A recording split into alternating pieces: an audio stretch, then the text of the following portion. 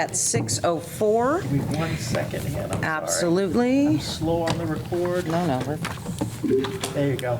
awesome. I'm going to call this meeting to order. It's still 6:04.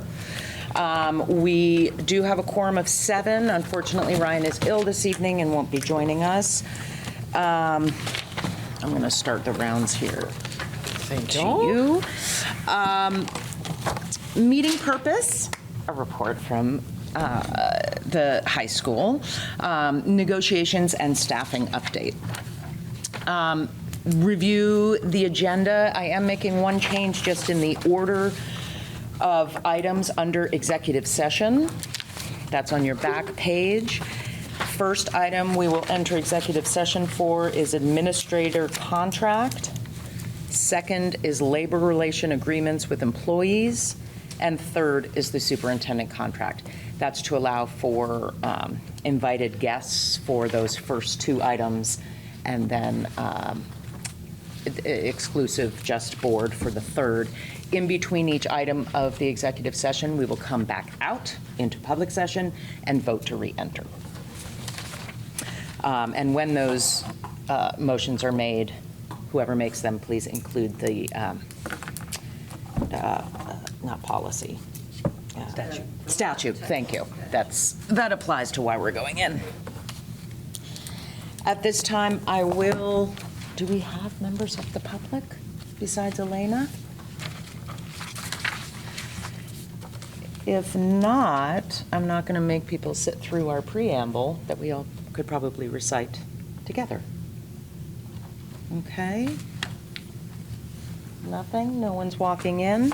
All right, I'm going to skip over the public comment, which brings us to Lisa Floyd, and kind of wrap up almost end of year, talk about the high school. I feel like your first board meeting of the school year was here, and now we're back here for, well, almost our final one of the year. I prepared these flyers just because they contain some information about when things will be happening at the end of the school year. Awesome. And it's sort of a guide for my presentation this evening. We are wrapping up the year. We've finished almost all of our testing. AP testing is continuing. We are extremely grateful for Gifford Healthcare. They offered up their conference rooms at no cost, which allows our seniors to be in a sort of special environment that is quiet, has a bathroom nearby.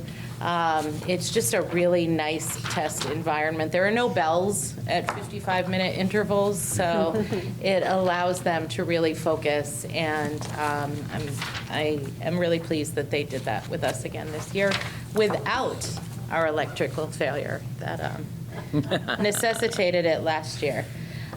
So that's one positive thing that came out of that situation. You may have noticed, if you follow our school's social media, that we have added a couple of academic competitions to our repertoire this school year. For the first time that I can remember, and I've been here for a couple of decades, we had a student participate in a spelling bee held here at school and go to the state level competition. So that was very exciting for us. And we brought students, our 10th graders, to the state math fair, and one of our students won a gold medal. Wow. So we're really excited to be engaging in those sort of academic competitions, as well as the All-State Music Festival, which we had 2 students make it into the chorus this year, 2 of our seniors. And we also were able to host our 2nd annual spring musical in a number of years this year. If you didn't see Pippin, you missed out, because it was a really great show. Our Night of the Arts was also exemplary this year as well. So those are a couple of things I wanted to just highlight that have recently happened. Next week, our senior project open house will be on Thursday evening at the same time as our celebration of learning. So there will be projects throughout the building. Please come on down and join us. It's a really fun night, and I'm sure Nika already told you, but the Tech Center has their spring open house on the same night, so the whole campus is really buzzing with activity, and it's an exciting time to be here. what else is happening. So I wanted to just share with all of you, again, we've moved the venue of our graduation to the Chandler Center for Performing Arts. We did that for a few reasons, most notably the fact that we have had a thunderstorm watch or warning for the past 3 years on graduation night. And knowing that we have a tent in the backyard and may have to pivot and move the graduation ceremony into our gym is a little nerve-wracking for staff. So this allows us not to worry about that. It's a climate-controlled environment. And additionally, last year, we came very close to having a home playoff game for baseball. Our team is being more successful, and we would not have been able to play on our own campus. We would have lost our home field advantage because the tent has to be in the outfield in order to have signal, et cetera, power from the school building. So we're grateful to be able to move to Chandler. There is some cost savings associated with it, but the main drivers were really concern about the weather being inclement and also not being able to meet our students' needs because the tent was smack dab in the middle of everything. So we're excited that we'll be on Friday, June 13th at 6 p.m. We'll have parking here at school, and we plan to begin running shuttle buses at around 5 p.m. in order to get everybody there. We also plan to have overflow in the auditorium and have a live stream of graduation shown on the big screen. So if we have, younger siblings or friends who don't have tickets to be at Chandler, we'll happily house them here. The live stream will also be available for viewing from home. Families have really responded positively about that. So it's our graduation update. Our PBL program continues to grow. I know, Martha, you went down to the community dinner. Thank you. They have put a lot of pride into their work.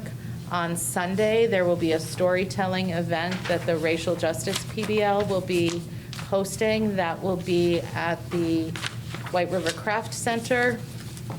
And we also have students from our Economic Justice or Inequality PBL who hope to present or plan to present a workshop at the Race Against Racism in Montpelier later this, I forget if it's the end of May or early June.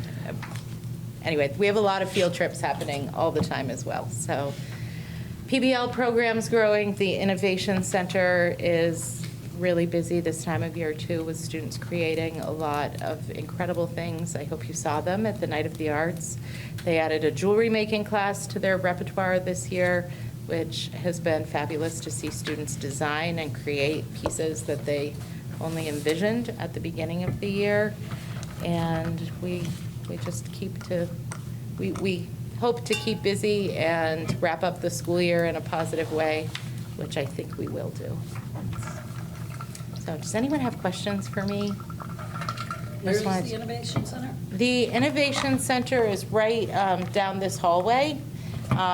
We have a number of 3D printers, laser cutters, vinyl cutters. Students can make wooden items. We have a student who recently made a stool and a coffee table. So there's a lot of focus on engineering and design in that space, as well as bringing what students engineer to life in the space. So it's a really busy place, and it is a fun place to talk to kids about what they're learning and how they're applying their math and science skills in really positive ways. I have a question about the music program. I noticed the teacher is leaving. Mm-hmm. So we've been going through music teachers, and I know he was only part-time, and the numbers of students participating in music anyway has dropped dramatically from 2016, really. Yeah. I wondered, are you reconsidering, what you're doing in that program? I know a lot of people want to look back and say, well, we had a marching band, but we don't have a football team. We don't have things that would, but there's digital music, there's, jazz bands, there's, chamber music. I'm just curious sort of Yeah. what the thought is with that. Right, so we had a late, 2 years ago when we went to the .5 and .5 positions, we had a teacher leave us late in the hiring season. And we weren't able to fill the position with a full-time employee, so we thought we would think creatively and fill it with one choral music teacher and one band director. And so that's how we got to the part-time positions. We have posted it this time as either a full-time position, or if we get two people who were well-qualified and passionate about one type of music as opposed to the other, we could be flexible. So that flexibility is posted in the ad. We've actually grown the program. So post-COVID, we had 3 students in band and 2 students in guitar, and that was heartbreaking for me. Yeah. And we didn't really have a choral program. Though at our last night of the arts, we had 32 young musicians on the stage, not counting Are You Rockin', which is our in-house rock band comprised of teachers and students. So it's grown tremendously, and we have a presence again at the Winooski Valley Music Festival and the All-State Music Festival. And Lauren McEwen, who is our theater and dance teacher, has been instrumental in helping me really talk to the candidates who we have about what our vision is for the program. And we're hoping for greater longevity. I think, the challenge is that people sometimes live a long ways away and they commute to work here. And so if something opens up closer to home, we lose them. So we're really trying to find the right candidate and someone who might want to really put down some roots and work with us longer term. Having said that, the program's grown tremendously in the past 2 years, and we just really want to continue that momentum.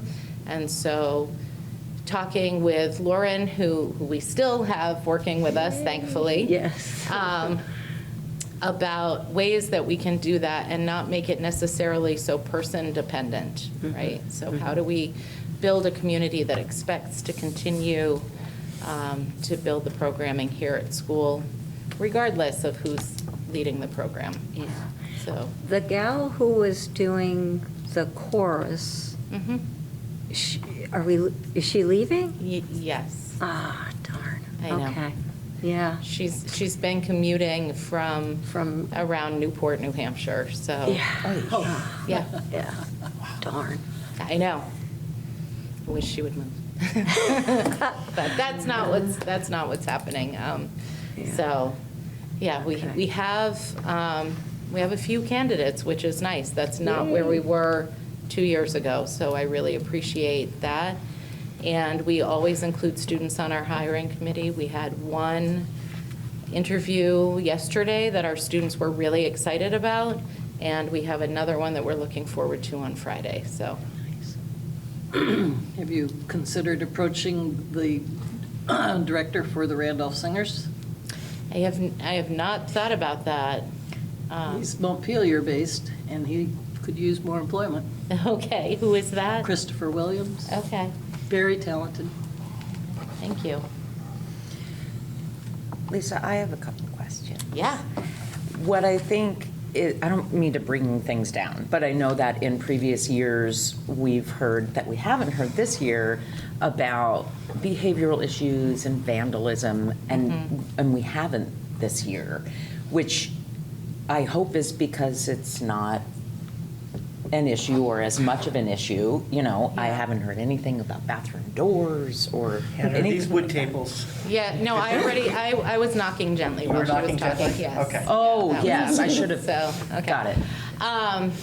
So we made sort of a dramatic shift in the way that we're handling discipline this year. I think last time I presented, I shared our behavior matrix, which we had spent some time with the leadership team working on.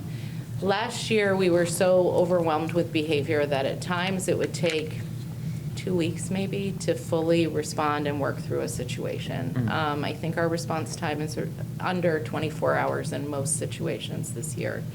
The structure that we've put in place where Mr. Perez, who's the associate principal, who's also the 504 coordinator for the high school, or case manager for the high school, he is hosting a study hall regularly. He's supporting student needs regardless of whether their 504 plan is a medical 504 or a mental health 504 or something else related to learning, attention deficit, executive function.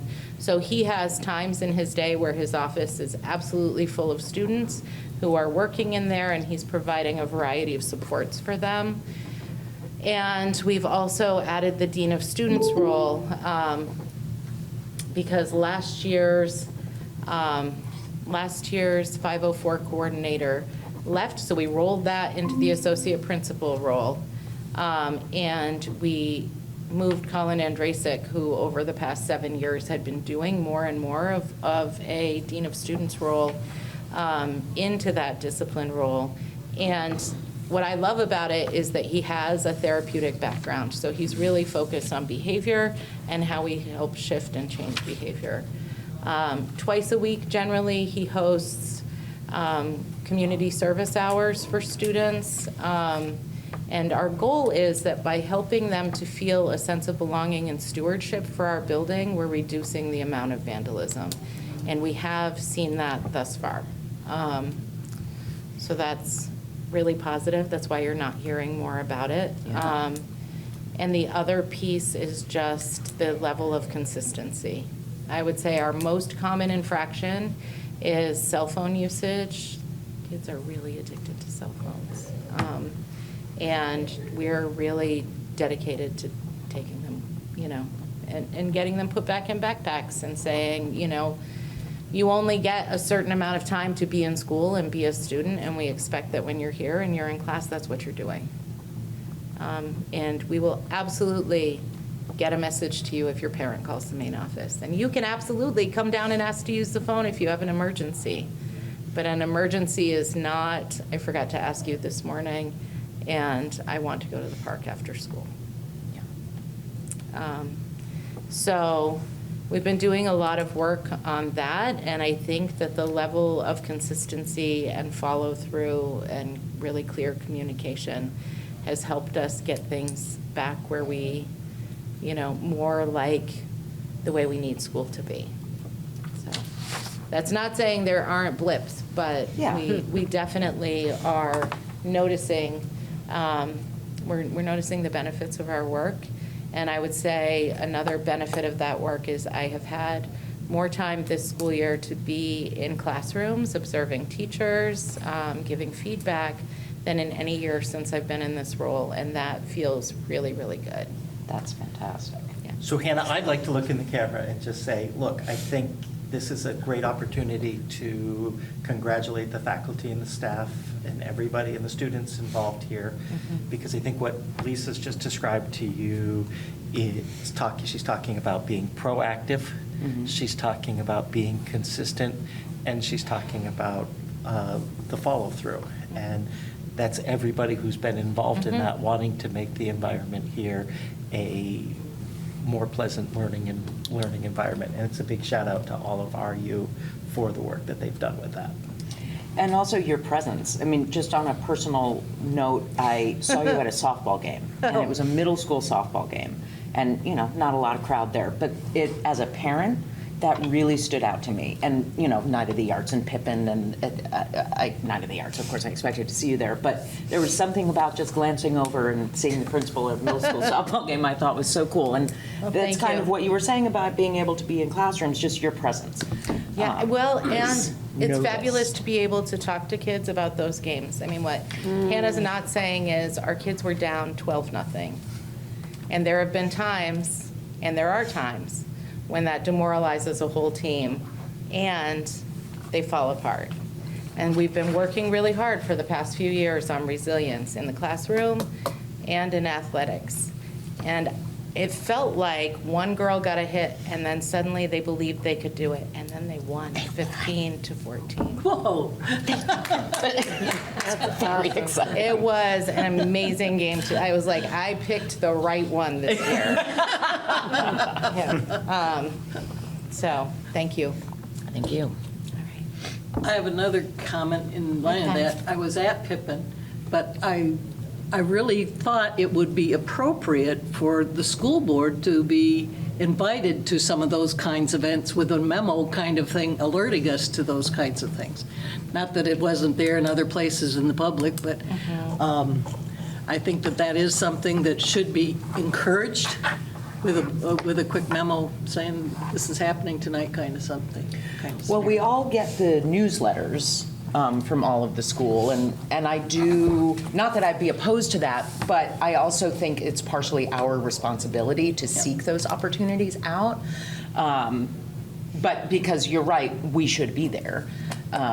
So anyway, but we really don't just say, oh, they sent us the newsletters, good, Kyle's on top of it, or Heather's on top of it, but read them through and find out where we can be to be present. Other Yes, questions? we love to have you. So, thank you. Thank you. The cell phones, where are we? What is the regulation for the kids? Did we go with no use during school? Or is it? What do you mean? Or, well, what are your guidelines for the Procedure. students, your rules? You're with- talking about local rules at this point, yes? Handbook. Well, right, or whatever your teachers are enforcing and being consistent about. I'm curious, is it not at all during the school day? Because I know some schools went with that and others went with not in class, but then in passing and at Yeah. lunch. Yep. And I was just curious what you settled on. We allow them at lunchtime right now in the cafeteria. So when students finish eating, both middle schoolers and high schoolers, because the high schoolers love it too, we allow them to go to the gym, shoot baskets, things like that. We don't allow the cell phones in the gym. So if you go into the gym, the expectation is you're being active. But if you're in the cafeteria at lunchtime, you're allowed to access your phone. But yeah, we didn't go in the same direction as some schools where they can't come out of a student's vehicle or come to school at all. And part of that is just related to community pushback. We did some polling of students and families, and while almost 70% of our students admitted their cell phones are a distraction to them during the school day, we also heard, I haven't looked at the data because it's been this way for a couple of years. I think it was a little over a third of parents who felt like it's a safety issue and they need for their child to have their phone on them at all times. And so that feels hard to manage, right? Just people have very real fears about things that have happened in Right. schools. And so we try to sort of strike a balance and say we expect communication to go through our main office unless it's lunchtime. Having said that, that is not always what happens. And so first offense, we give a warning. Second offense, we ask that the student leave the phone in. We have little phone safes in our classrooms and in the main office. And third offense, we might ask them not to bring it to school for a week. And beyond that, we extend the period of time. We had a conversation with a student today who said, if this happens again, I lose it through the rest of the year, right? We said, yeah, probably. That's the next step. It's been persistent. So I'm hopeful that the legislature will make some decisions related to cell phones in schools. I'm curious, as an observer, because I'm guessing you have lunch duty sometimes. Do you notice any difference, say, before you started enforcing this in terms of how they're socializing? I'm just curious, just because there's a lot in the news about cell phones and this addiction. I noticed differences between 15 years before now and since smartphones have become so prevalent. there's a tremendous difference if you contrast those two things. The difference between really making a more robust cell phone policy and not having a more robust cell phone policy is not that much. No. We still have students who are, stacking blocks on their phone during lunch, or watching TikToks and sharing them with their friends, or keeping their Snapchat streaks alive during lunch. And that's been happening since smartphones have been around. Yeah. So I think conversation has really shifted. We used to sometimes see kids bring out a pack of Uno cards. That doesn't happen as frequently anymore. I mean, they might say to me, I'm playing a game with my friends. There are games that you can play on your phone that are multiplayer, but it's not the same. They have Yeah. really dramatically impacted the way that human beings interact with each other in Yeah. social spaces. Imagine do you have accommodations, like if students are using phones as accessibility devices, that they can still do Yes, that? absolutely. We do have students who use them to adjust hearing aids. We have students who use them to monitor their blood sugar. And we absolutely allow for that when a student has accommodations and a real need. Yeah. So, If nothing else, I want to thank you for coming. yeah. It's kind of cool. We had a real treat with you to have, you were the first one of the year, and now, well, Happy the to be last the- one, no, Okay. our June meeting will be before graduation, but we may or may not have a presentation, so thank you. Yes. I Thank you for your appreciate it. work. Always happy to talk about school. All right. Thank you. Thanks, Lisa. Payne Mountain Communication Update. So included in the packet is a letter that we sent to Payne Mountain following up on our first kind of reach out saying, hey, would you be interested? Because we might be interested. Kind of flirting dance. Right? It's in here. It was on the electronic one. It's on the second page. It's in, okay, thank you. Oh. And since then, we've actually received a response from the superintendent saying that they would be interested in a combined board meeting to, get a feel for what the conversation might be. Very introductory. There was some question about the date, because I think it's Wednesday the 17th. What was written was Wednesday the 18th of June, so I didn't know if it was Wednesday or Thursday. I think their meetings are on Wednesday nights. So Yep. Wednesday, June 17th. And this would be not here, right? I'm trying to I think it would be remember their the email. It's their regular meeting. Yeah. Or, we could work out the details of what do we want to do. Yeah, so I guess Wednesday's the 18th, okay. Whatever, so they had said Thursday, the 18th, but thank you. So Wednesday, the 18th is, I'm looking, here we go. At Williamstown Middle High School at 6 PM, Wednesday, the 18th. So I guess my first question is, are we still interested in starting this conversation? And if so, are people available on that date and time to go to Williamstown? I'm still interested. I am not available on that date and time. Okay, great. Anyone else? I'm available and interested. Great. Same, but I missed the time that you said. 6. 6 o'clock, thank you. But available on it. Interested. Great, and Not sure I'm available. checking calendar. Yep. Okay, great, Interested and available? great. Same. Great. And I too am interested and available. So it sounds like 1, 2, 3, 4, 5. We would have a quorum if just those right now who said they were interested and available could be there. We're guests there, so it's not a formal meeting of our board. But I certainly would want the majority of people to be there. So So I think what I would do is I would go ahead and I would warn it as a board meeting Uh-huh. at that location. Uh-huh. And I'd probably work with Matt on the details of the exact time and whatnot, where he would want to fit that into the schedule and say, that gets an opportunity to get a conversation started and deciding how the two teams want to progress, how the two boards want to progress. Great, great. So I think we are accepting the invitation, right, to them from me? Is that, do we need to? What's out there in ways of, progressing towards considering a united district? Is that what we're doing? Who's out there? I would say, Martha, we are not even, we're at this point, the initial letter that we sent was, we are in the process of realizing that we have to do something about our school building with the amount of work that needs to be done.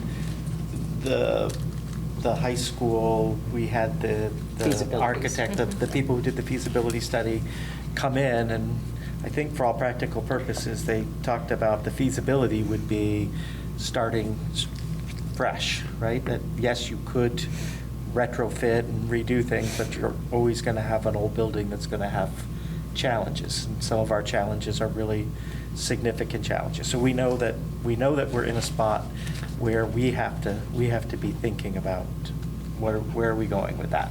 So we sent out a letter back in December to Payne Mountain and to the White River Valley School District, because both of those operate high schools. And so White River Valley is in the position where I don't think they're really interested in exploring this. Payne Mountain is in the interest of exploring what kind of opportunities are we talking about. And so to me, it's a wide open conversation. It could be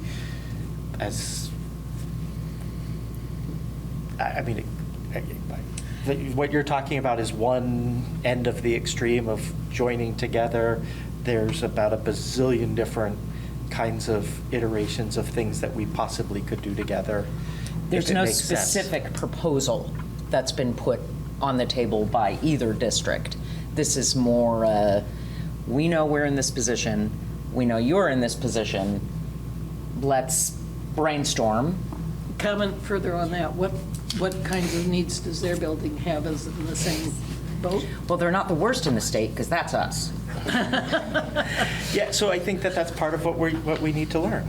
We need to hear about what's going on. It's all part of the conversation. We haven't had conversations with them, so I don't think I could hazard a guess here as to I've worked in that building too. what the situation is. Well, I mean, I think that they have two high school buildings, right? They have a Williamstown High School and they have a Northfield High School in that district. So, I think that it's... And both communities also have college possible space consideration. I don't know whether that's realistic or not, but I'm just saying there's Norwich and UVM. Yeah, I literally think that what we're talking about is a wide open conversation. I think, Matt, if you tell us you're going to have this conversation, you're interested in doing it, I think what you're really authorizing is Matt and I to get together, have a conversation over the next 3 weeks, sort of flesh out something that might make sense to start having a conversation with to get you started, and then having the boards kind of take it from there and give some guidance. When I did this out in the Northeast Kingdom, this is the meeting where everybody got together in the region and talked about what some possibilities might look like, and then it evolved from there.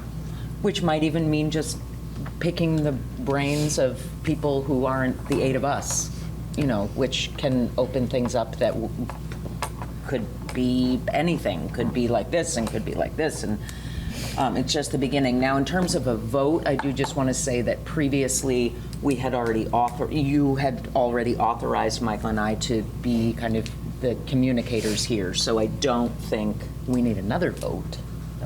They're fun, but I don't think we need it. I think what you're basically suggesting here is potentially a special meeting on Wednesday, the 18th at Williamstown High School. And he did say that while this is a regular, their monthly meeting, that they could make this meeting exclusively about this, And which they're is gonna very warn- generous. So they're going to warn it as their regular meeting. We're going to warn it as a special, As a because you special. each are going to have your own warning for it. And it'll be recorded, and there'll be a, It'll be just like a Really? special meeting for you at a different location than what you have ever had a special meeting at, but it doesn't matter where your special meeting is. Do you still want to keep your other June meeting? Yes, the 4th. Yep, okay. Yep. Okay. Awesome. The H454 update, which is in your superintendent report, but we pulled it out so that we could have, just kind of highlight it.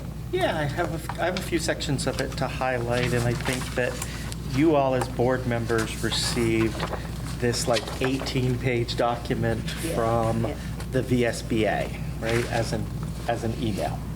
And so what I thought I would do, like I sat down to write what's in your board report and to figure out what to say. It took I mean, that little blurb that's in there took hours to figure out, how do you say this? And because it's, you know, sometimes I am too direct, and I might be in one of those places right now, but I'm just going to go for it and say, H454 as passed by the House had some real possibilities in it to start a conversation and to get things moving in a direction that makes sense. I think the direction that we've seen with the Senate has created a definite watered-down version of H454. I don't see a lot of value add happening with what's going on in the Senate. And so, in fact, I'm in the place where I'm concerned about some of our legislative action. The passing of the bill, where we're going to spend $118 million to pass that, or to pay down the tax rates in towns that have already passed their budgets with a different tax rate, right? I think that's going to be problematic, because I think that $118 million, as I look at it, I think that's going to be 8 cents, give or take, on the state tax rate. And that 8 cents is a hole that we're going to start out in next year. So that's not H454, that's something entirely different. But then when you look at 454, the task force that starts looking at the future of public education, they've taken the public people out of it. They've taken the educators out of that and made it all about politics, with only people who are in the Senate and the House. They took the class size minimums, and they removed the class size minimums. Well, in H454, that was one of the cost-saving drivers. So they've eliminated that cost-saving drivers, and I thought one of the whole reasons for H454 was around cost. Right? So if that's not going to be there, and we're not going to drive down costs right there. I mean, something as simple as the AOE figuring out a statewide calendar, right? This would be a good test to say, can the Agency of Education accomplish a statewide goal? Y'all who have been on the board for a little while know we talked about eFinance Plus. We've talked about how many different state initiatives have come and gone without being able to be implemented. And we're at the spot now where we're going to turn over education to the state AOE in some way, and they pull out a test case of the statewide calendar. One would think that if you're at the state level and you're going to demonstrate something, getting a calendar could be there. And it was interesting to me because I think when somebody was asked about it, they said it was too complicated to figure out how to get a statewide calendar. I don't remember which legislator it was or whatnot, but I'm blown away when I hear that, because you can't get a calendar, but you can create a whole different governance model. When you go back to the first thing that I'm talking about there, where they change who's going to be a part of it. The foundation formula, rather than the House version, was well-researched and documented and whatnot. The Senate version takes a little piece from here, a little piece from there, a little piece from there, I'll tell you that from a superintendent's association, actually from all of the V organizations, we're going to tell you right out of the gate that you're going to get a lawsuit in the first week of that formula being there, and you're going to lose. It's not going to be one of the Vs, but somebody's going to say you don't have a researched funding formula, and just the way it was created, if that happens, it's going to open the state up to that. You know, then there was the little carve-outs around tuitioning, things like that got strengthened in the Senate bill, whereas trying to hold the independent schools to the same standards as the publics in the House. I don't know. When I wrote what I wrote, I think what I wrote, I appreciated that I had all the time to do that and to make it as upbeat and positive as I could while still saying there's problems. When I have to talk about it, I really hope that as we're moving forward with this, that we look and we move more towards the House, you know. Right. So I'd reach out to our legislators. I'd reach out to your legislators and say, hey, I'm concerned about the direction that we're headed in, and how is this really going to save us money? So we're going to pay the $118 million to buy down the tax rate, and other than that, what's left in H454 that's helping us figure out how to move? Sorry, it's as good as I can. Yep. It's as good as I can get.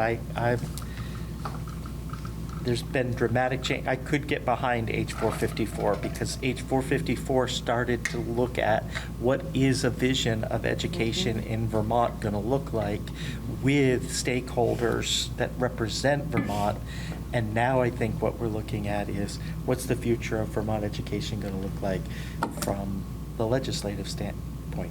And I guess, it's their prerogative. The Constitution does say that Vermont is responsible for education. So if you want the senators and the House members who aren't, a lot of them, in education, and some of them probably don't have kids that are in the system, making the decisions about what that's going to look like and how it's going to work, and you want to leave the people who are in the buildings who do know what it is to operate and look at,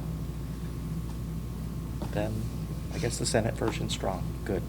But I'm not in that camp. I'm in the camp that says we need a vision for education in the state of Vermont that is made up by all Vermonters, all stakeholders, having a real conversation in there, and we needed it 5 years ago, right? So I get that the fact that we haven't created that means that we're behind the curve, and I'm just going to keep saying that we're going to continue to be behind the curve until we figure out what that vision's going to look like. We're going to get these ideas where we can do school governance with 5 districts when we don't have an idea about what the vision is. If all we want to do is say, we can do this or we can do that and we can see how it goes, I can say I'm going to build a car. It's going to have 4 wheels. I'm not sure. I think I'll put 3 on one side and 1 on the other and see how that works. Right? I think it's a great idea. Think about the drag and the friction on that one side, Yeah, who knows? But I think that'd be a great idea. I guess I'm not a car engineer. Maybe I shouldn't build cars. Phil Scott to go try that on the racetrack. Yeah. I don't know. So that's where H454 is. Has it started into the conference process? Are they? I think so. No, not yet? Okay. I think they're headed that direction probably next week or the week after. All right. They're still trying to end by the end of, or by the beginning Well, I heard of June. they were going to go, I heard, Yeah, I'm here, That it- middle of June. yeah, I've heard that they're probably going to extend it, so, Yeah. yeah. And I guess that's the other thing about this, right? I can tell you something today, and if I found out about it on Monday, today it could be old news. Yeah, yeah. Right? So there's no way to, Okay. So we should be, Realistically, so- we should be paying attention then. Absolutely. It's another one of these. We've Yeah. got it's our duty. How quickly does this get released so that we could take a snippet and send it to different places. The recording? Yeah. Yeah, Orca has the recording, and tomorrow morning, a recording will go up on our website. Okay. Maybe not more, with our minutes. How about that? So within 5 days, ours, a link will be up in our minutes No, to our no, recording. I don't want to hear 5 days. I want to hear that it's available tomorrow morning. No. Well, that's a lot I mean, of, Martha, lot if of you ask me, administrative- if you send, no, but if you send a recording to me, if you say, hey, can I get a copy of the recording tomorrow in an email? It is very easy for me to send you the recording of it in an email. I just need the link. I didn't know. Yep. So in order for us to, when we post it with our minutes, so that the recording is always with our minutes. And that way we're complying with the new open meeting laws. Sam was starting to feel a little bitter, so he needed some sugar to That's combat great. it. I think that's a great Does plan. anybody want Jay's cell phone number? Yes. Text No, it's bombs Casey now. Simpson. You want to talk to that Jay. I mean, I think we had folks here, and they were on the right track. I think that most of those people were here might have a similar view to what I just laid out for you. Agree. So, Yeah. you know, I think that something has happened in the Senate. And the one that we need to talk to is Larry Hart. So I think something has happened in the Senate Education Committee where they're And that's where he is. not hearing. So that's where I think I am. I'd be happy to talk to any of them if they see the recording and don't like my summary of what it is. I'm happy to have conversations. No, I appreciate the pulling out of the report that has other things to talk about and focusing on this, because it is a responsibility of ours, and I think that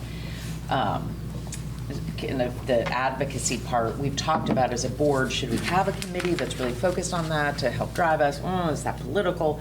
And I think that's a conversation to keep having, just about kind of our board makeup and goals, but having a kind of layman's terms explanation pulled out, and purposely putting it in ownership linkage. That was, Anne suggested that, so that the conversation can be, because this is part of our job, right, to get this information to our owners,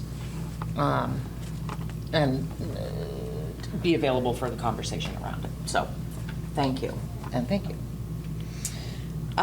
Board process, you know, I threw staff appreciation report on here just to make sure it, well, I know it happened. And I know it happened fast, and distribution and payment-wise. Did it go okay on your end?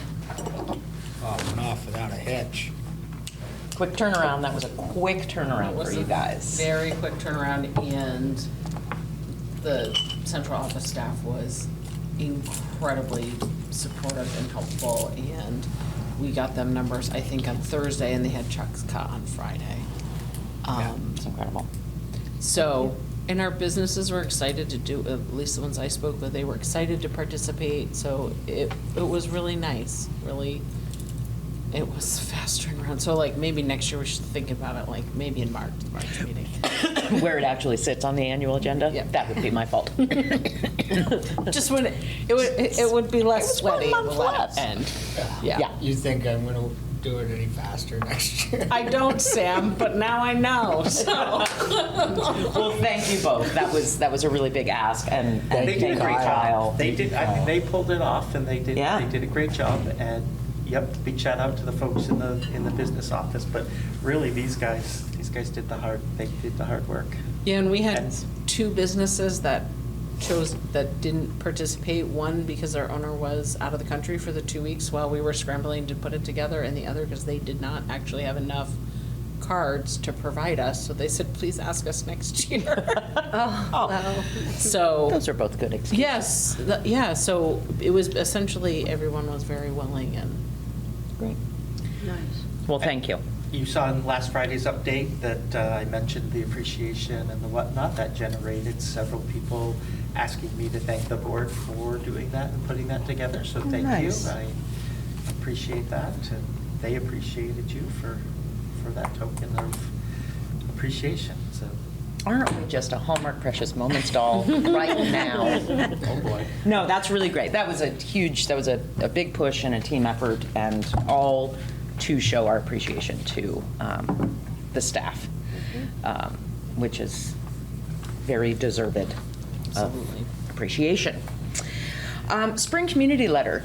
Here's a throwback. We had decided in one iteration of the board that the ownership linkage committee, we wanted to have some sort of schedule for when we would put out a community letter. Again, I probably should have thrown this onto the agenda last month, but I wonder if, Ryan's not here, so it feels a little wonky to ask a two-person committee to take something on when 50% of them are not here. So I'd like to help in this effort and throw myself as a quick helper addition to your committee, to perhaps, and I think this takes a vote, but talk to Ben Merrill about helping us pen an end-of-year communication to the community, and maybe bring a draft to the next board meeting, which is June 4th. We moved it up a week to avoid the Brookfield graduation, I think, 6th grade graduation, Braintree, Brookfield, I think. That maybe that draft will be just so good that we approve it and get it out that fast. And if we don't, there's nothing wrong with a July letter either. If it's not the letter we want, we won't send it out. But I think it's important to keep that initiative going. Yep. Cool. All right, so we'll be in touch. I'll have Brian make that happen. Great. I'm happy to contact Ben. Now, this does cost. He's an independent contractor, so I would like a vote to authorize me to contact Ben Merrill to talk about help on a letter. So I'll move that. I'll second. Great. Seconded by Emil. All those in favor, audibly, visibly, please. Aye.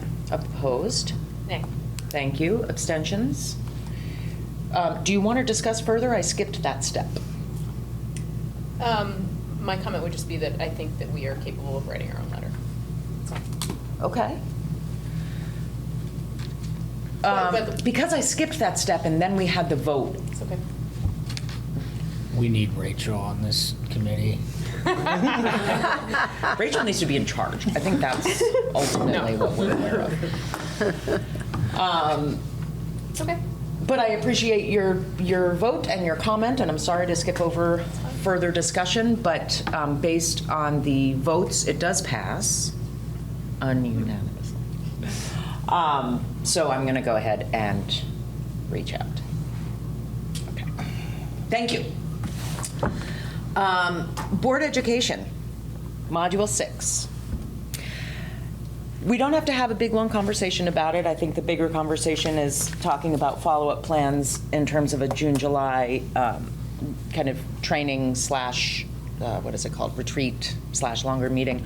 I do want to bring up one thing from the training, though, and I had been chatting with Emil about it as we walked into the meeting, and I don't remember it from the last time I did the training, that there are 3 kinds of monitoring reports.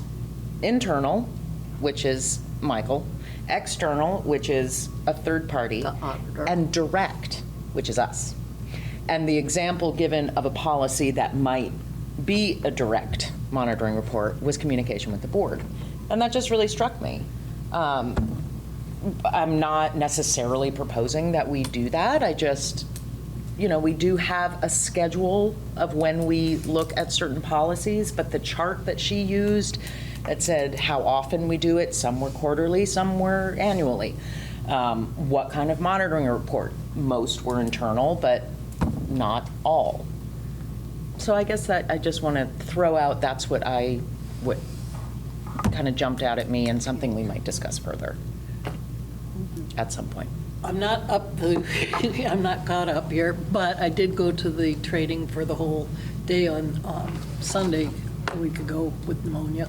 But anyway, one of the things that they talked about, which kind of caught me by surprise in lieu of my survey attempt, was their intentions of being at PTO-type gatherings and things along that line, different community events, and having board members in position to be gathering survey-type results from the public, to get an internal, this kind of external direct, and they were all, the people, that there were about 20-ish, 15 to 20, anyway, at this gathering, and they were all talking about how their districts went about doing that kind of gathering of feedback.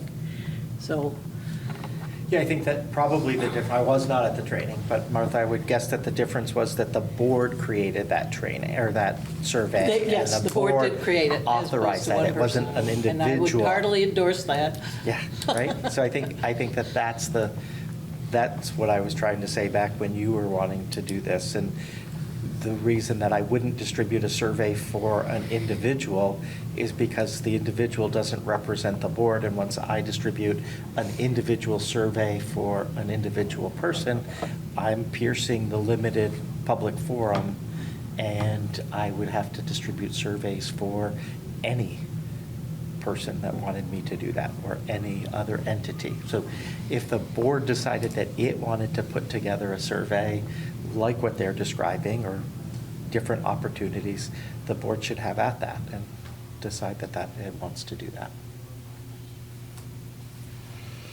More to kind of throw out there, I think, for further discussion, having to do with our ownership linkage plan, which is something kind of at the beginning of the year, we kind of put together what our plan is. It's where the the community letters came out of. So perhaps in our August meeting, we could have on the agenda building our school year ownership linkage plan. Yeah. And I'm going to ask you to take over the next agenda item because my daughter is sending me a 911 text. So I'm just going to, it's probably stupid. So Ann, I can grab that while you're Yep, chewing. because you're. Thank you. You are going to I'm have gonna a tell you- conversation with Jeannie. I'm going to tell you all about the conversation with Jeannie. So Lovely. Jeannie and I had a great conversation. Jeannie is Can we just explain to the board who Jeannie is? Just about to do Because some that. of the board, oh, okay, perfect. right.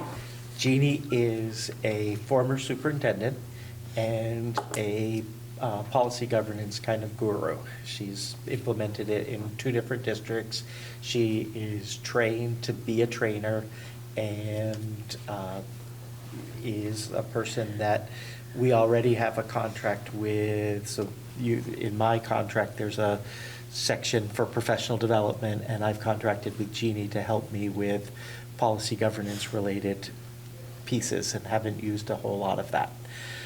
So part of what we've been talking about is, could we use Jeannie? I think what you tasked me with was potentially in July as part of a retreat to come in and do some training. I think what we suggested at the last meeting was, is there a way to more formally kind of encapsulate what the training that we've been doing and the debriefing that we've been doing at each of these individual meetings? Is there a way that she could facilitate something like that? She absolutely can. We talked about, Jeannie is located she used to be in Vermont. She's located in South Carolina now, but she comes to Vermont on different occasions. I suggested to her that my guess would be that this board would, if you were thinking about July, we hadn't really talked about a date at the last meeting, so I stuck with the second Wednesday of the month, and something around that she could do in person.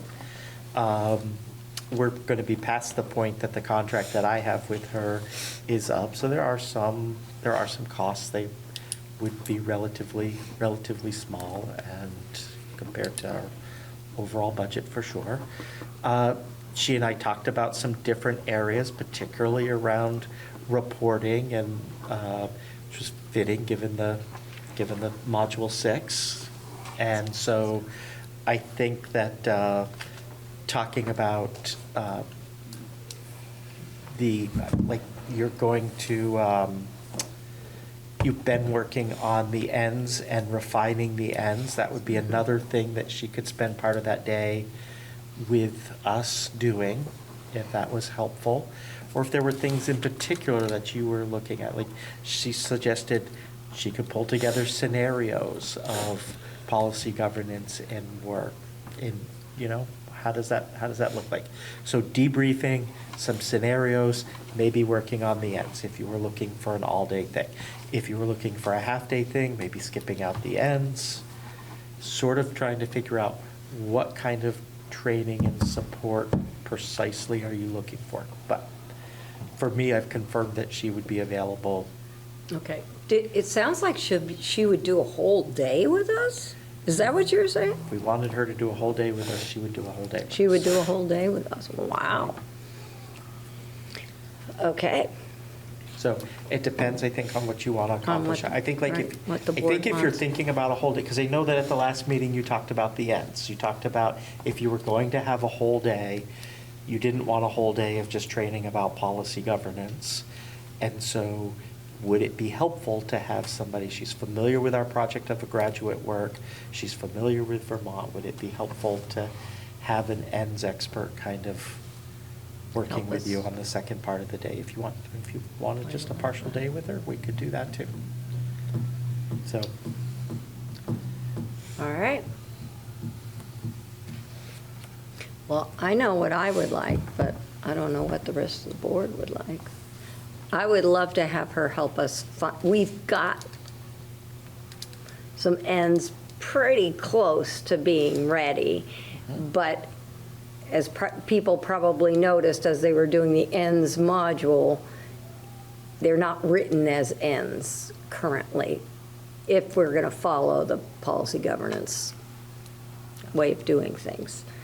So it would be great to have her maybe work with us to just tweak. I think it would just be a little bit of tweaking to get them in the sort of broad language and then the more specific language. And then the thing that I struggle with policy governance is the monitoring and that freaking reasonable interpretation, because it's so, for me, I still struggle with that a little bit. So just monitoring would be, that's what I find I struggle with in using the module, using the model. But I'd be curious what other people are thinking.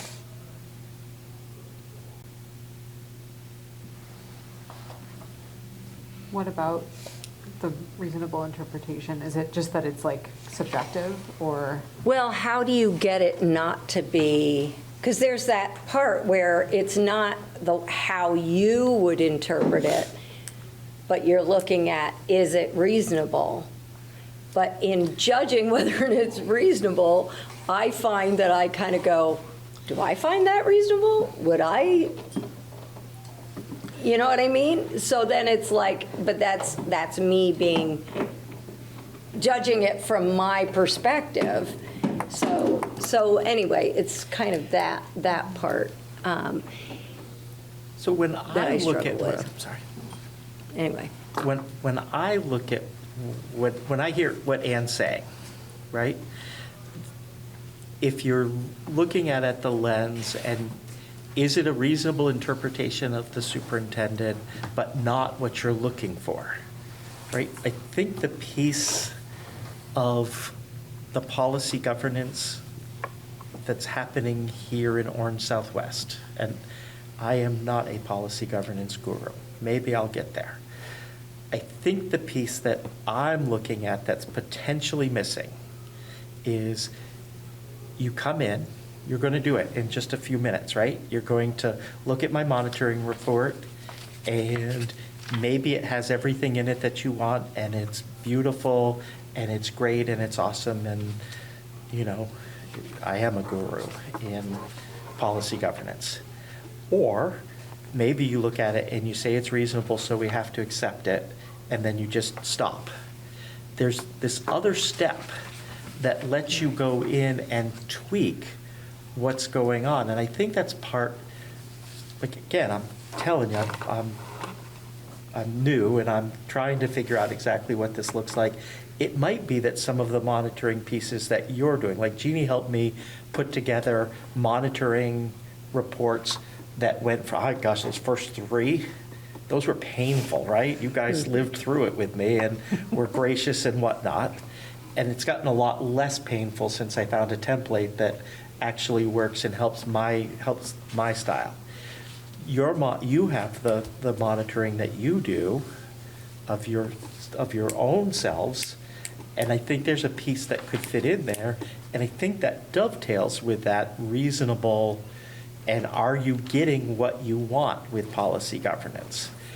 I think that I have a different style, so I'm trying to give you what you want, even kind of end-arounding policy governance. I know that that's kind of my style, is that I try to listen to what I think the board's looking for and get the board those pieces without you having to ask. And so I walk into a district as, right now, you've given me more guidance in 10 months than any of the other boards I've ever worked with gave me, and the longest was 6 years. So there's a lot of guidance in the policy governance work that you're doing. I think you've got a foundation. What you're looking at is how do you use the foundation of policy governance so it's not we're just doing policy governance, but you're getting what you want by doing the policy governance. And I think this is something that we've come up against before, and maybe part of the training, or whatever we're going to call it, can help us with figuring out how to review our policies to make sure that they are asking what we want them to ask. And part of what we've come up against before is time. How do we work in not only monitoring how he's interpreting and reporting on the policy, and not only evaluate ourselves on our policies, but also look at the policies and make sure they're saying what we want to say. Maybe that might be something she can help us try to figure out. Do we throw a policy on different from the one that's being monitored for the board to study for the next meeting and say, hey, does this still sound like what we want it to say? Is there tweak? I don't know if that's the answer, but that might be a way to use this time, because this does come up a lot.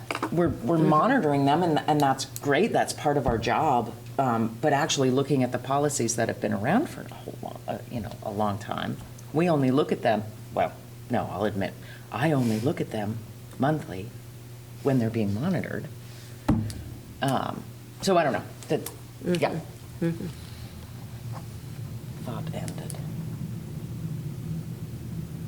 So that was what Jeannie and I had this long conversation, kind of back and forth. She was really good at teasing out from a rookie policy governance guy, what is it that I think that they might need, and helping me put it into language that makes more sense at the board table here. But again, I would come back to, I think the foundation that you have is pretty strong, or that we have is pretty strong. And it's the tweaks to get you what you want. And for people to feel comfortable that we're doing our job.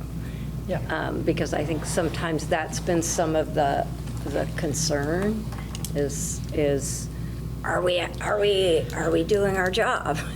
How do we know? And I think if we feel more like our policies are really diving down specific enough to reassure us that we're doing our job, that I think some of that would be alleviated possibly. And then we're taking some ownership and responsibility for what those policies are. Right. We're not just asking because they've always been a policy, but these are what this board, which yes, changes a whole lot, but what this board should be focused on for this district so that we can be getting the information that we intend to get. So I think what I would say is that what I think you're looking for is some training around the monitoring, both your own self-monitoring and the superintendent monitoring, the ends and the executive limitations. And then I really do think that she can help with getting the ends into the language that you're looking for. I think that, frankly, Heather had some expertise in those meetings of helping guide you. And in July, we will not have an assistant superintendent with that expertise. We'll have an assistant superintendent, so that expertise is going to Orange East. And Congratulations. yeah. And I can work really hard at it. You're going to get, for me to become a policy governance guru is going to take time. It's not going to happen this year. It's not going to happen next year. I'll get my third year. Third year is usually the charm, right?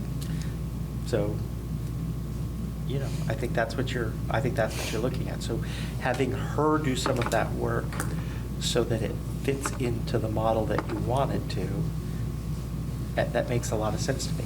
And I recognize that if we're talking about you giving up an entire day in July, it's a big ask.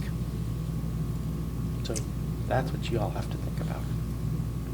I'll be a Debbie Downer and say that there's almost never a time I can give up an entire day.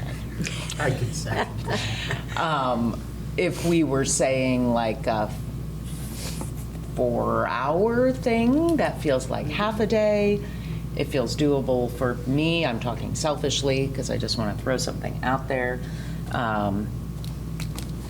But a whole day is really tough for me. So when you throw out a half a day, what my head says is she should give you a quick overview around monitoring and spend time with you solidifying up the ends in the way that you want them. So Jeannie and I, our schedules don't mesh until Thursday next week. She and I have another call on Thursday, and I'm going to share with her, here's where the board is, and I'm going to share with her off my cuff, this is what I said I thought might make sense for them. Do you think that makes sense for them? And I could report back to you at June's meeting that, hey, this is what she thinks. Or, you know what? I could also invite her to join us remotely for a short period of time and have a conversation. Actually, she could debrief Module 7 with us and then talk a little bit about the training if you wanted, and she could use that as the time you've already got with me. She's the contract that I have with her to provide professional development to me. That could be my professional development with her, if you wanted to. It's up to you. And she says she can do that in about 10 minutes. She could debrief a module in 10 minutes. It doesn't have to be some big model. So debrief the Module 7. Yep. And then talk to us about What a we might 4-hour want to training do for a might look 4-hour like. training. And then Yeah. you're in complete control with no guy in the middle trying to No say, middleman. hey, what do you think? Yeah. That makes This sense. would be What does our everybody June. think? Yeah. Great. So Do that. next Thursday, if you could, I guess we could email her right away and see if she can join us remotely in June. Yeah, Right. I will say, hey, yes. Thank you. Yes. Thank you. That means I have to get caught up quick. Well, we have the modules until, when does it, But I also speculate that what I had on Sunday was a yes, good- you got a big Yes. overview of the whole thing, so you should be able to Yeah. get through the modules faster than, yeah. How long do we have the modules for? Do we have them until You have them through June? July, Oh, through July. I Ooh. think, but let me double check. Okay. Right? Okay. Thank you. Yep. Cool. They're 8. So we just have And 7 here and we 8. are at EL 2.8, second read. Comments from the board, questions, concerns? Communication and support to the board.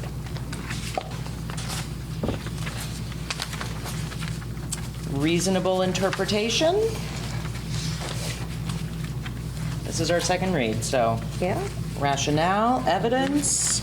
So I had a question about, on that one, on the evidence, I just thought the only example so far being the partial noncompliance with salary. And I thought of non-union administrative staff. You might want to be more specific, because that's what you're referring to, or am I not correct? You're not correct. I'm not correct. Well, Oh, maybe you are. Maybe, depending on, yes. Sorry, non-union, right. non-union the- administrative staff. Yes. Yeah. I just wondered if we wanted to add that in there, just so people understand what you're referring to in there. Unless everybody else got it, and I was the only one that was like, wait a minute, is this what he's referring to? I'm guessing that's what it was. And then, did we have potential media coverage this year? There Are was. you going to knock on the? Yeah, I got All of- it. I got it. All of the media coverage that I've had this year has been positive media coverage. Right. I checked So the yes, paper you've had every positive media coverage throughout. We've the had year. positive, but, because you said the superintendent has kept the board aware of media coverage, potential challenges, and possible solutions. And I'm like, I don't think did we have anything? I was like, It was easy for me to keep you more apprised of. Because there was none. Challenges with- Okay. I was just curious. Do you want me to point out a spelling error? Sure. Just because I think it would be nice. Succinct in letter F. Succinct in letter L. F.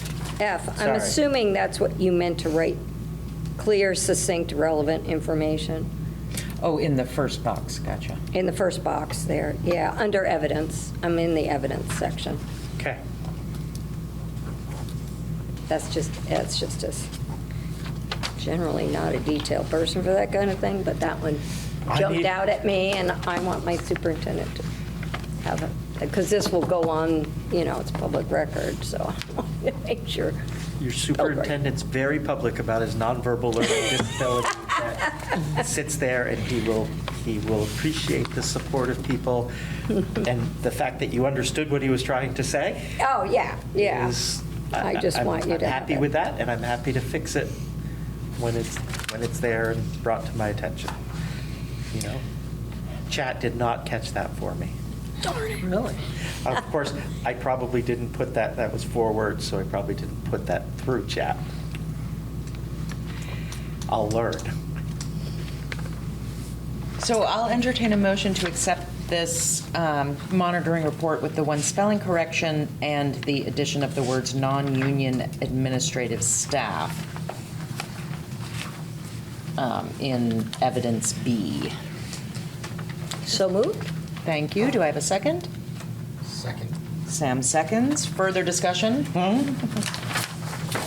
All right, everyone in favor, visibly, audibly, aye? Aye. Opposed? Abstentions? Great, passes unanimously. Thank you, Michael, for your work. Policy decisions for district governance, I'm actually going to move to table these until the June meeting. There's just some more. I got you duplicative reports in there. I need to go back and clean that up. Yeah, there's just some document updates to make. So we shall visit those in June. Boy, June is busting at the seams. So we can skip right to monitoring ourselves. 3.1, here we are. I'm excited, not really, policy doesn't really excite me, but we had talked about this a little bit, I think it was just the last meeting we were in Braintree, is that right? Just the last one, about the assistants, administrative assistants, that's not something we can request without authorization from the full board, and I think that's a big one. It's just Kyle's so good at what she does. It's just so easy to say, hey, can you do this? And we can't do that without it coming as an entire board voice or going through, of course, her supervisor. other thoughts about this policy and how we're doing? This one was easy. I thought we're doing really well with this one. We're always, as far as I know, unless, because some of needs it to is, report we need to hear from the superintendent if something is happening. Kyle does a nice job of nudging you back to the superintendent if you need to be nudged back to the superintendent. And, you know, I think A we're- comment from the Sunday meeting that there were a number of places that they were commenting on their board meetings that went 5 and 6 hours.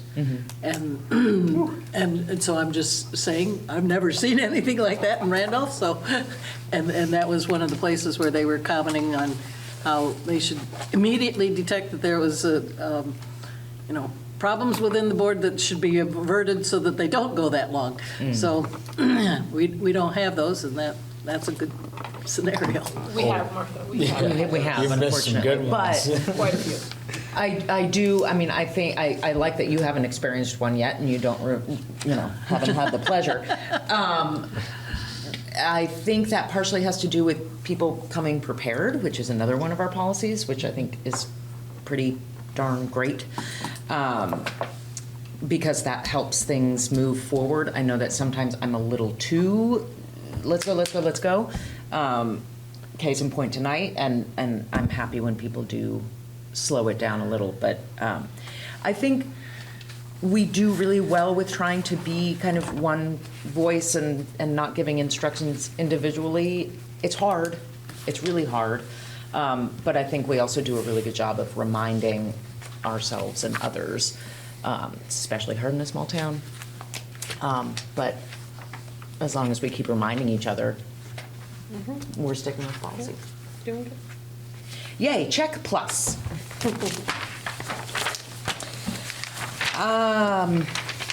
Okay, anyone, we're moving to the consent agenda.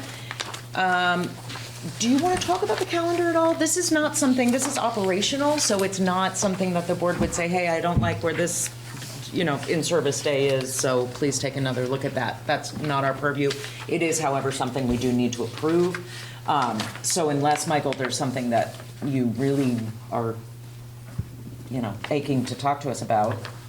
Yeah, I'd just say to you Belongs that in the VSA worked to get, I would say, 2 out of 54, so that's 95+% of the districts to be on the same Same start start. date, Nice. same last date when possible, and same major vacation periods. That is throughout Vermont, first time in my 26 years that that's going to happen. It was usually the April one and the February And the ones. February They one. were always 1 week off, It's just yeah. amazing. That was Why- intentional to help the industries that are dependent upon the snow for why is all that a their goal? students to be able. Why is what? For everybody in the state to be on the same, specifically like the same specific vacation weeks. So for example, Yeah, my spouse teaches at a different district. yeah. And she had off different weeks than my children this year. So then we're trying to find childcare when part of the benefit maybe of having an educator is support on vacation time. And I think it also you can lean into opportunities for camps during break weeks and alternative childcare if all districts are aligned. But the ski industry does like it when there's different weeks that the groups are off so that they can have, 2 weeks of people coming and going and so on as opposed to the one. So that was my understanding of why it was that way in the first place. Huh? I And never and knew. that is the backbone of Vermont's Well, we didn't align economy. it nationally. Huh? We didn't align it nationally. I was gonna just say, in- Right. so People Or with coming from out of Massachusetts. state. Yeah. Yeah. Yeah, most of the rest of New England. I New think, Jersey is will still different be here week. all winter long. And then the only other thing I would add is we definitely did this with consultation with our association. And we line up our tech centers, so our the other two districts that sent with our Yes. tech center were well aligned, maybe not quite perfectly yet, but we're getting there, so. I appreciate this format. I just want to say that. Thank The other you, one I Kyle. found Yes, very oh hard. gosh, you don't need a magnifying glass. So, yeah, well, I unfortunately still do, but it's more full page than not. Thank you, Kyle. Again, thank you. Again, the administrative support. Sheesh. Outstanding. This is the, like, getting into the calendar and understanding, you'd think it was really easy and whatnot, but multiple people have counted to make sure that we've got the right days. And there have been times where different people have counted and come up with different numbers. Yeah. To get to where it is, it's pretty good. So does anyone have anything about the minutes that need editing? Great. New hires, we're just keeping that in the consent agenda each time in case there's something. So unless there's something else someone needs to talk about, I will entertain a motion to approve the consent. I'd just like to get a sense in terms of the numbers of people that are resigning at this point. How does that compare to previous years? Let's wait, that's not in the consent Oh, agenda, okay, so all right, let's just all get right, through the excuse me. consent. No problem. Because it's a question I also have, into resignation updates. So let's just get through the consent agenda. Do I have a motion? I move to accept the consent agenda as listed. Great. Do I have a- Thank you, Martha. Seconded by Martha. Further discussion? All those in favor, please audibly, visibly say aye. Aye. I show aye. Opposed? Abstentions? Thank you. Passes unanimously. So superintendent's report, is there more you want to pull out and highlight? Yep, I'm going to highlight, of course, right? This is Heather. I did it in an indirect way once already. I'm going to do it in a very direct way at the moment. Congratulations, Heather, on your appointment as a superintendent with Orange East.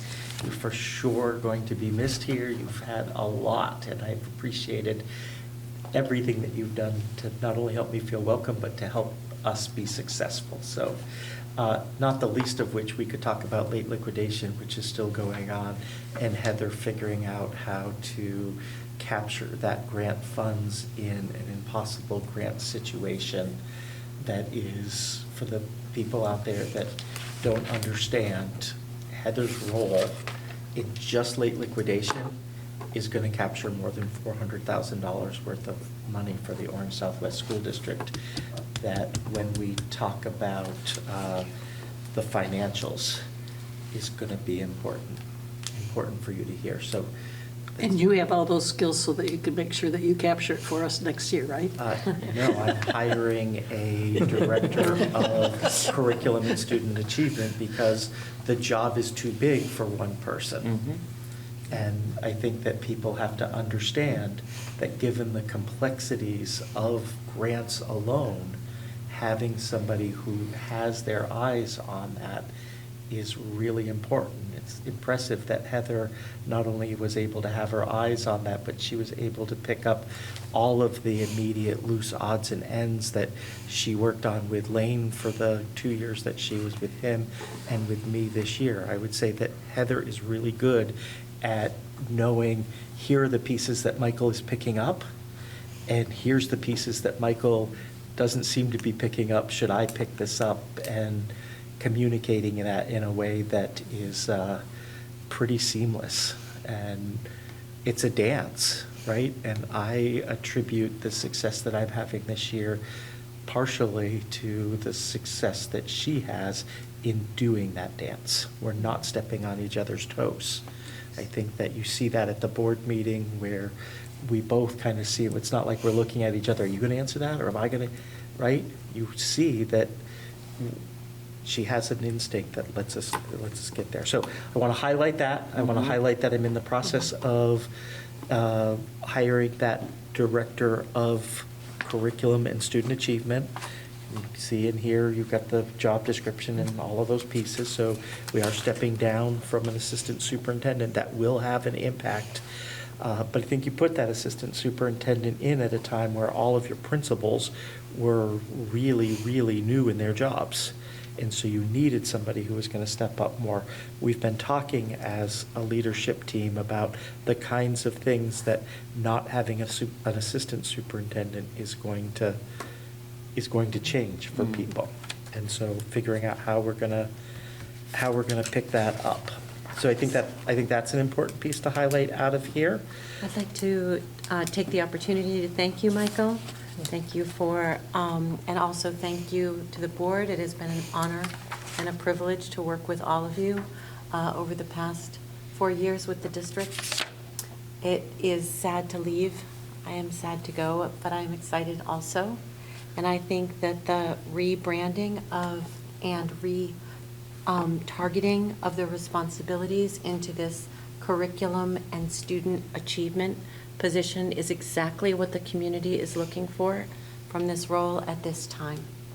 And so while I will miss working with you, I wish you much success in your future endeavors, and I will miss you. Thank you. Thanks. Okay.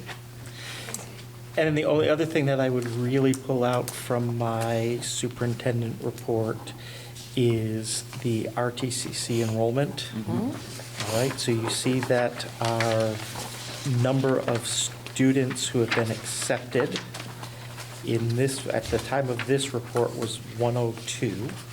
It has since grown, I think, in our presentation earlier tonight. I don't have to guess, I can look right here. I think it's 105. And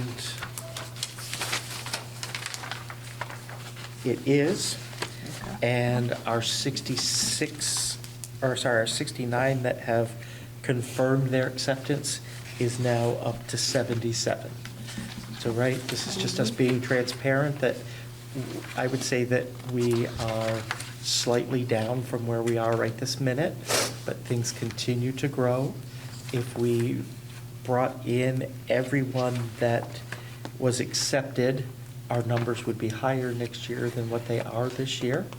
I think at the RAB meeting just a few hours ago, we talked about several programs that are low enrolled, and what are we gonna do there?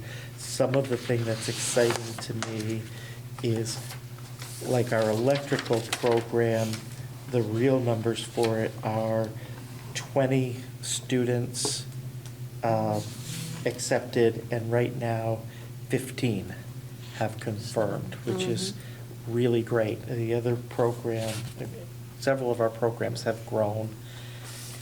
Really also excited, the culinary program got a new teacher halfway through this year, and the number of kids that are joining that program, it's skyrocketing, right? So currently, right now, in the technical center, we have a opening in pre-tech, an opening in automotive, the student services coordinator, a special education para, and diversified agriculture. So we've got some work to do to get that, to get those programs stabilized.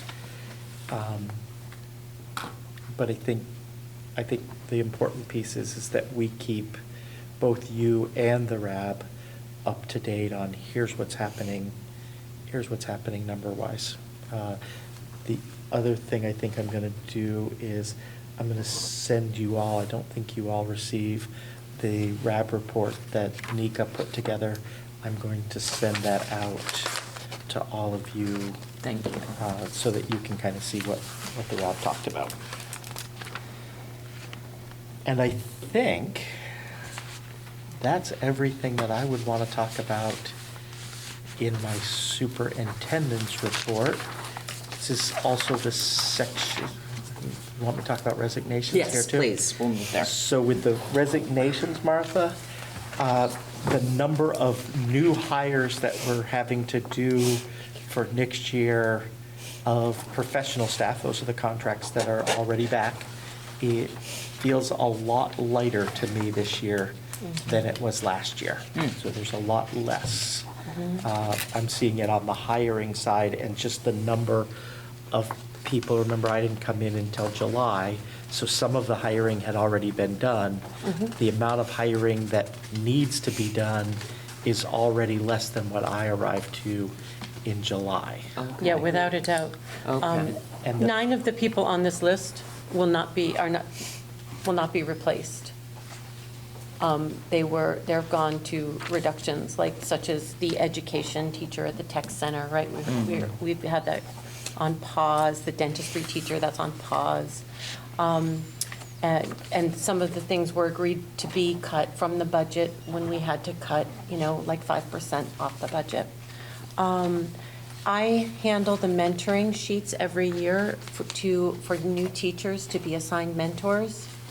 And this is one of the lightest years that in the past 3 years for new hires. So actually, I know this list looks long, but we're actually in a really good place.